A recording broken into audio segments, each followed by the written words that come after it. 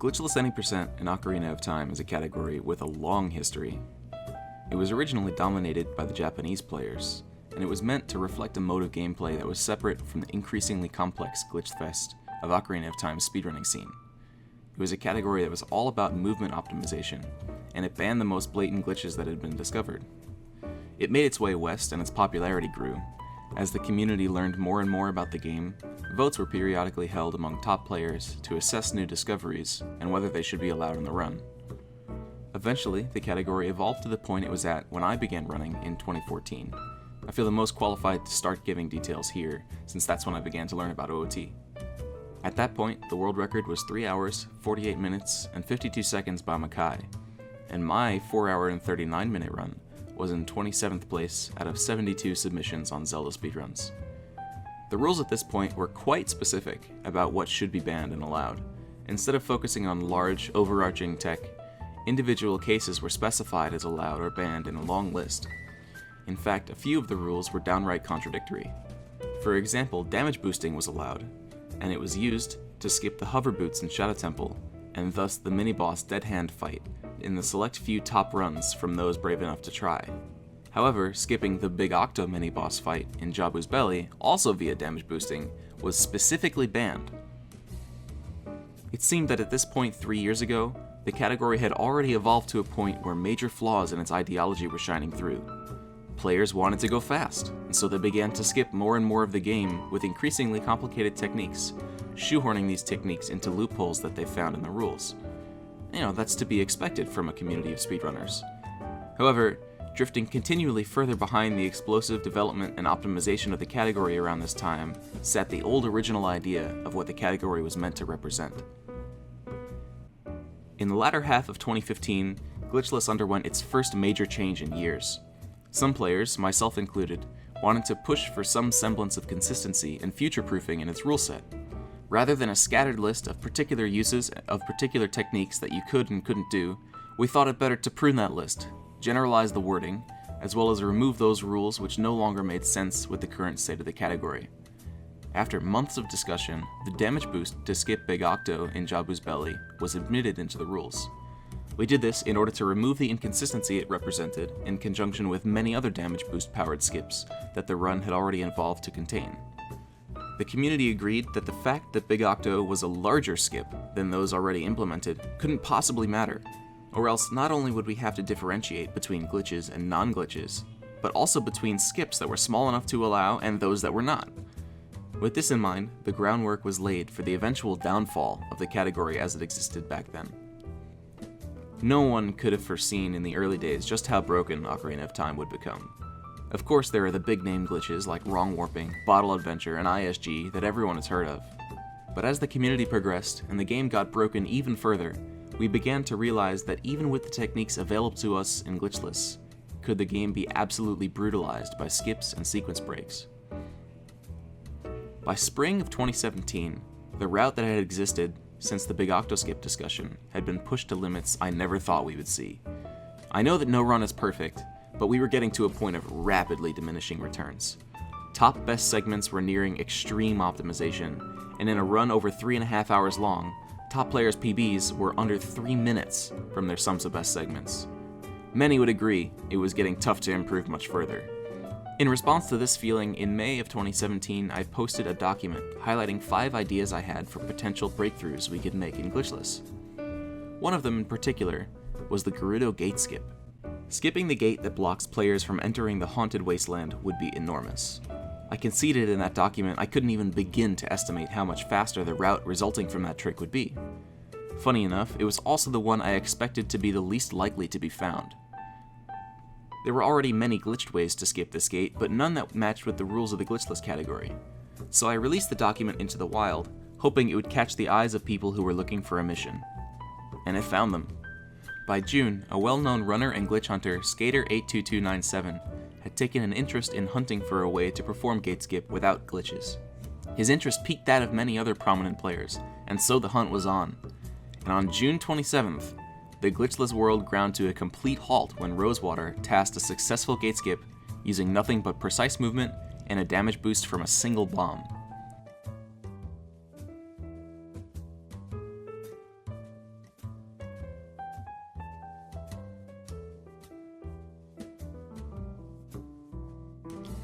Well shit, every other damage boost has been allowed. We specifically removed the ban on Big Octo Skip because the skip part was decided to be irrelevant. Do we care about skips at all?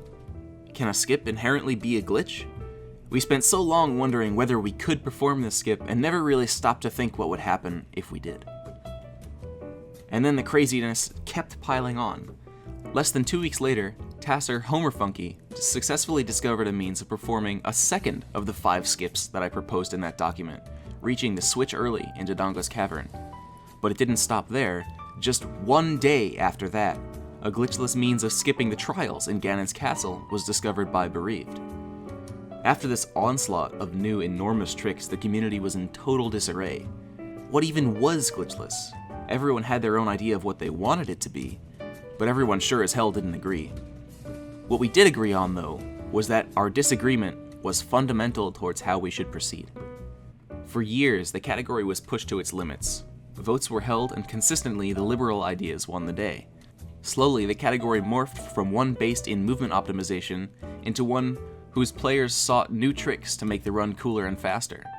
But with these new discoveries, some players snapped out of it and realized that wasn't what they wanted at all. The category they loved was gone, and was replaced with a series of complex tricks that, while not necessarily glitches, certainly didn't represent the way they originally wanted the category to unfold. Both sides of the issue recognized the validity of the other. Some of us wanted to push the game's limits as far as they could go without using glitch mechanics. Whatever that resulted in was a-okay. Others wanted to get back to basics and ban those techniques that caused all the complexity to begin with. And so we realized that there was no way to merge the two ideas without each group giving up something that they loved. We would end up with just a conglomeration that was doomed to fail as the game and our knowledge of it progressed, just as it had over the previous few weeks. Splitting the category into two was the only option that could keep everyone happy. A vote was drafted and released to the community at large. For 2 weeks, over 100 OOT players voiced their diverse opinions with well-written votes. At the end of it all, we are left with 2 versions of Glitchless Any%. In their separation, both modes of thinking were distilled into their clearest forms, and each category gained more validity and self-consistency than a combined compromise ever could. For the remainder of this video, I'll be discussing the main differences between these two categories and explaining why some techniques are allowed in one but banned in the other. I'll tackle the big one first, damage boosting. Damage boosting has been a part of the glitchless category nearly since the very beginning. People have been doing a boost in Death Mountain Crater to reach Bolero of Fire early for many years. The longevity isn't a good enough reason though. We discussed everything from scratch. So when Link takes damage, he also takes knockback. If the damage is dealt mid-air, that knockback throws Link a set distance in the same direction as the line drawn from the center of the damage source to the center of Link. This is a basic game mechanic functioning with no added frills or augmentation. When used in strategic locations, the knockback can be used to our advantage in crossing over large gaps and hurdling tall objects.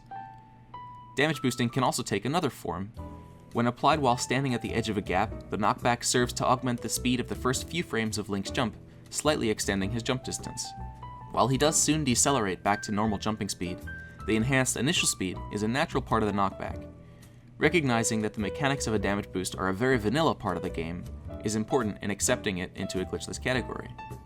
And so the less restrictive glitchless category allows damage boosts and all they offer. However, the more restrictive category bans damage boosts entirely. The reasoning isn't so much that they are glitches, but more so that the results of many damage boosts cross a line in their effect on the route. So rather than pick and choose arbitrarily which ones are okay, this category decided to ban using them at all. Next up is owl skips. This is a use-specific term for a broader technique known as weapon swapping. Whenever you use an item Link isn't already holding, he spends a few frames drawing the item first. During these few frames, he's unable to interact with certain text triggers, such as those from Navi and the owl, hence the name owl skip. If a trigger area is small enough, you can use a well-timed weapon pull to make it in and out of range without ever triggering it. For larger areas, you can frame perfectly alternate between two weapons so that Link is forever in the process of drawing at least one of them. By combining this technique with running, you can pass through arbitrarily large text triggers and skip some significant conversations with our feathered friend. Since Link's natural inability to interact with text triggers is enacted every single time a weapon is drawn, banning it only in the instances where it's useful seems odd. For this reason, we treat it as a natural and unavoidable game mechanic, and allow it in the less restrictive category. In the more restrictive category, players are of the opinion that the ability to skip these conversations introduces a new mechanic to the game, despite its inherent marriage to the base mechanic of drawing weapons. For this reason, it's banned in the more restrictive category. Opening underwater treasure chests might be the most contentious of all the techniques allowed in either of the categories. Link normally is unable to open chests underwater, even while wearing iron boots. There's a bit in memory used to determine whether Link is underwater and should be able to open chests. When you enter a floating, swimming, or sinking state, it's set to 1. When surfacing onto land, it's set to 0. For whatever reason, whenever the hookshot connects with any hookshotable surface, it's also set to 0. This happens every time you have ever hookshotted anything. Presumably, it was done because hookshotting from underwater to above water skips a normal surfacing animation, and they wanted to make sure the game understood Link to be on land.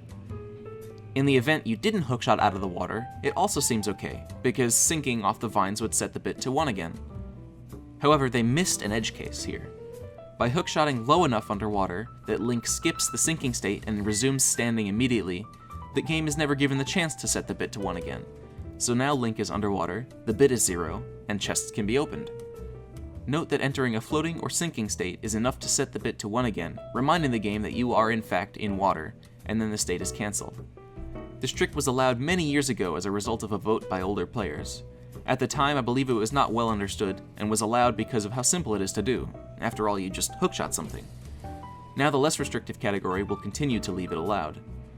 Similar to the unavoidable marriage of drawing weapons and Link's inability to interact with text triggers, the water state change being discussed here is an integral and unavoidable part of hookshotting anything in the game. The mechanic that allows it to work is likely an intentional design choice that occurs constantly during normal gameplay, whether or not it is used to this effect. However, due to the obvious gray area nature of this trick, it's banned in the more restrictive category. Anti-gravity is a passive result of Link coming too close to the edge of a ceiling.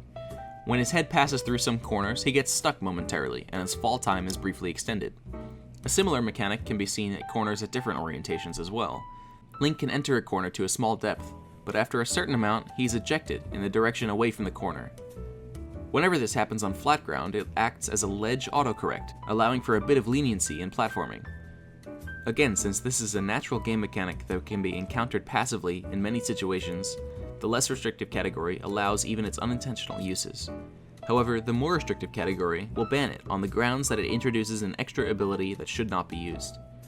Anti-gravity can also be extended to an entire ceiling with the right speed and trajectory, to hilarious and dramatic effects.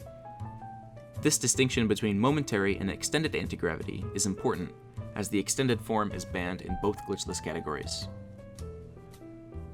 A recoil jump is a mechanic that has only just recently been shown to be useful for real-time speedruns, and is the main ingredient in the new method of reaching the switch early in Dinago's Cavern. When damage hits Link's shield while he's midair, he experiences an animation reset, and whatever he was doing stops to be replaced with dealing with the recoil. In the case of backflips or side hops, Link's natural jump trajectory stops, and he's left in a normal midair state before falling to the ground. This is all normal behavior. The shield recoil takes priority over whatever trajectory Link had previously.